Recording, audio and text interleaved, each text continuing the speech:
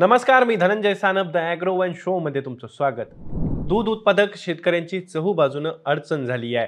उन्हाळ्यात मागणी वाढून दुधाचे दर सुधारतील अशी अपेक्षा असताना खासगी दूध संघांनी दूध दरात प्रति लिटर मागे 1 रुपयाची कपात केली आहे। जणू काही खासगी दूध संघांनी हम करे सो कायदा या वृत्तीनं दूध उत्पादकांची मेहनत नासवण्याचा चंगच बांधलाय। त्यामुळे आधीच दुष्काळानं हैराण असलेल्या दूध उत्पादक शेतकऱ्यांची पूर्ती कोंडीत झाली आहे। यंदा दुष्काळाचं वर्ष आहे, त्यामुळे चारा आणि पाणी टंचाईनं दूध उत्पादक शेतकरी आधीच हैराण झालेले आहेत। पाण्याचे टँकर विकत घेऊन जनावरांची तहान भागवली जाते आहे। त्यात चाऱ्याचे भाव गगनाला भिडलेत। 1 किलो हिरव्या चाऱ्यासाठी 6 ते 7 रुपये मोजावे लागतात, तर कोरड्या चाऱ्याचे दरही प्रति किलो 4 ते 5 रुपयांवर पोहोचलेत। 49 किलोची पशुखाद्य बॅग 1400 रुपये, तर 70 किलो सरकी पेंडेचे पोते दर 2400 रुपयांवर पोहोचले आहेत। गोळी पेंड 50 किलोसाठी 1700 रुपये मोजावे लागतात, तर 50 किलो शेंगदाणा पेंडेसाठी 2500 ते 2700 रुपये मोजावे लागत असल्याचं दूध उत्पादक शेतकरी सांगतायत। वाढत्या उष्णतेनं दूध उत्पादनात घट झाली आहे, त्यात भर म्हणजे उष्णतेमुळे जनावरं आजारी पडण्याचं प्रमाण सुद्धा वाढलंय। त्यामुळं एवढा सगळा खर्च करूनही उत्पादन खर्चात वाढत झाली आहे। त्यामुळं दूध उत्पादन खर्च ही वसूल होत नाहीये।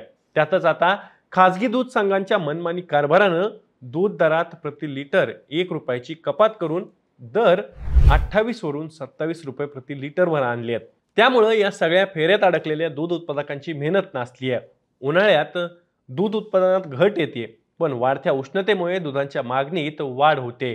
दुग्धजन्य पदार्थांची बाजारात मागणी वाढते। मागणी वाढल्यामुळे दूध दर सुधारतील अशी अपेक्षा शेतकऱ्यांना असते, पण यंदा मात्र जागतिक बाजारपेठेत दूध भुकटीला मागणी नाही, त्यामुळे दरात कपात केल्याचं दूध संघ सांगतात। राज्याचे पशुसंवर्धन व दुग्ध विकास मंत्री राधाकृष्ण विखे पाटील यांनी खासगी दूध संघाच्या मनमानी कारभाराला वेसन घालावी अशी मागणी दूध उत्पादक शेतकरी संघर्ष समितीचे राज्य समन्वयक डॉक्टर अजित नवले यांनी केली आहे। दूध उत्पादक कंपन्यांनी संगनमत करून दुधाचे भाव पुन्हा एकदा 1 रुपयानं कमी करण्याचा निर्णय घेतलेला आहे। दुग्ध विकास मंत्री याच्यावर मौन बाळगून आहे। अजूनही निवडणुकीच्या वातावरणातून बाहेर आलेले नाहीयेत। तुम्ही दिलेला 34 रुपये प्रति लिटर भावाचा प्रश्न हा आज अजेंड्यावर आहे, तो शब्द पाळा। हस्तक्षेप करून दूध उत्पादकांना दिलासा द्या। तुम्ही जर तो देणार नसाल तर रणांगणात उतरल्याशिवाय दूध उत्पादकांना पर्याय राहणार नाही। राज्य सरकारनं दूध उत्पादकांना 5 रुपये प्रति लिटर अनुदान देण्याची घोषणा केली होती, तुम्हाला आठवत असेल, पण त्यात अटी शर्तीचा खोडा घातला गेलेला। त्यामुळे शेतकरी दूध अनुदानापासून वंचित राहिले। त्यातही दूध उत्पादकांची माहिती दूध संघांनी वेळेवर अपलोड केली नाही, त्याचा जाच दूध उत्पादकांना सहन करावा लागला। एकूणच काय तर सरकारी अनास्था आणि खासगी दूध संघाच्या मनमानी कारभारामुळे दूध उत्पादकांची पूर्ती कोंडी झाली आहे। प्रत्येक वेळी जागतिक बाजारपेठेत भुकटीचे दर पडले असं सांगून दूध उत्पादकांची कोंडी दूध संघांकडून केली जाते आहे। आता पुढच्या बातमीकडे वळूया। पुढील वर्षी साखर निर्यातीला परवानगी देण्याचा निर्णय जुलै नंतरच होण्याची शक्यता आहे।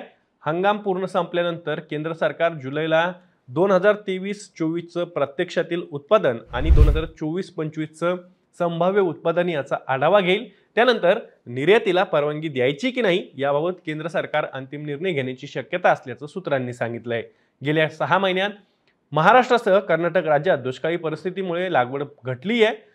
जोपर्यंत पुढील हंगामाबाबत नेमकी माहिती येणार नाही तोपर्यंत कोणत्याही परिस्थितीत निर्यातीच्या परवानगीबाबत कोणतीच घाईगडबड केली जाणार नसल्याचं केंद्रीय सूत्रांनी सांगितलंय। यंदाच्या हंगामात अंदाजापेक्षा साखर उत्पादन वाढलं, पण प्रमुख राज्यातील ऊस लागवड घटल्यानं पुढील वर्षी साखर उत्पादन घटीची शक्यता सरकारला चिंता करू लागली आहे। त्यामुळे सरकार कोणत्याही परिस्थितीत निर्यातीला परवानगी देण्याची घाई करणार नाही। जोपर्यंत सरकारची यंदाच्या उत्पादनाबाबत खात्री पटत नाही तोपर्यंत केंद्र सरकार कोणताही निर्णय घेणार नाही असं केंद्रीय सूत्रांनी स्पष्ट केलंय।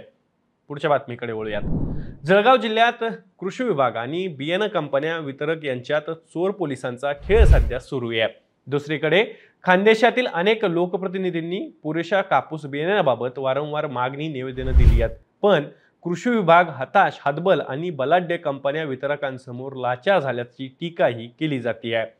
खानदेशात कापूस बियाण्याची मोठी गरज असते। जळगाव जिल्ह्यात राज्यात सर्वाधिक 27 लाख कापूस बियाणे पाकिटांची गरज असते। धुळ्यात 11 लाख आणि नंदुरबारात सुमारे 6 लाख कापूस बियाणं पाकिटं हवी असतात। यात 10 ते 12 प्रकारच्या किंवा कंपन्यांच्या कापूस वाणांना मोठी मागणी असते. या सर्वच कंपन्यांनी यंदा शेतकऱ्यांच्या खिशावर डल्ला मारण्याचं काम सुरुवातीपासूनच केलंय. काही कंपन्यांनी वितरकांना हाताशी धरून कापूस बियाणं विक्री यंदा 16 मे पासूनच सुरू करण्यासाठी कृषी विभागाची परवानगी मिळवली. अगदी 16 मे पासूनच काही वाणांचा तुटवडा, कृत्रिम टंचाई असल्याची चर्चा पसरवण्यात आली. शेतकरी या वाणांची त्यामुळे शोधाशोध करू लागलेत आणि आता शेतकरी मेटाकुटीला आलेत. पुढच्या बातमीकडे वळूयात.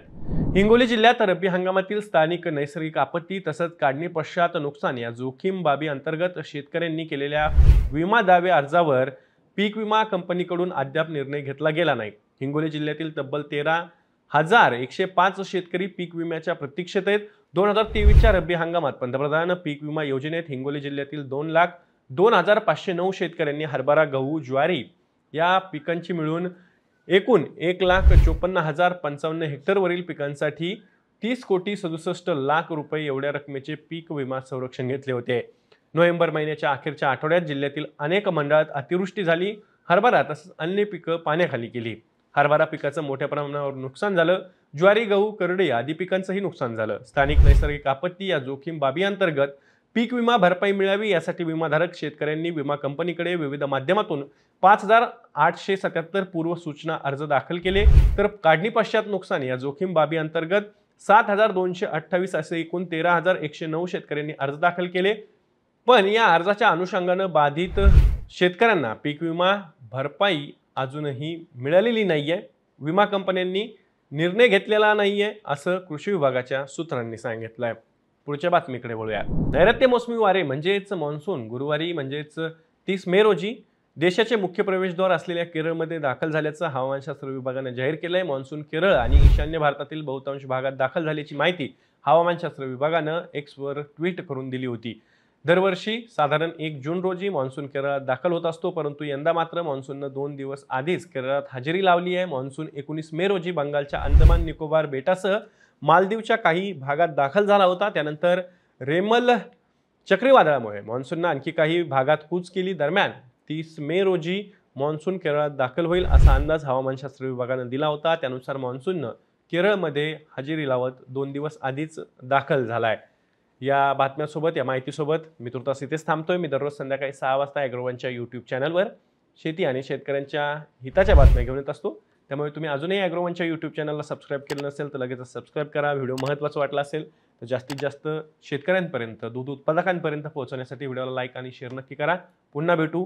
तोवर तुम्ही तुमची आणि तुमच्या जवळच्या माणसांची काळजी घ्या.